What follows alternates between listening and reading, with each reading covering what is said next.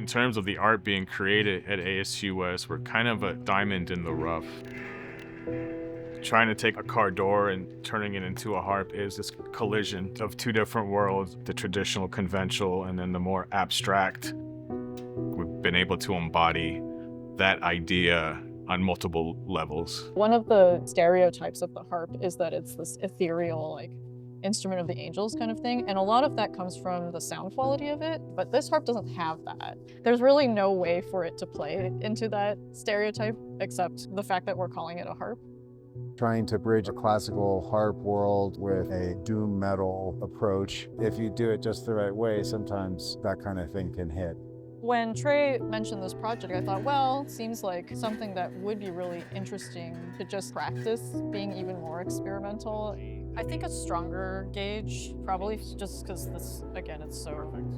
Art, especially contemporary art, is a place of constant reevaluation. It's maybe more about the process than about the product. The common audience thinks of the symbol, the harp, is what makes it angelic, but it's actually the sound that people listen to it and they're soothed by it. So this, you kind of get the totally opposite effect. The cool thing about the materials that we're using for this piece is they would just be sitting in some landfill for the rest of time. To give it one more chance of serving some purpose or be able to tell its story, I think there's something beautiful there.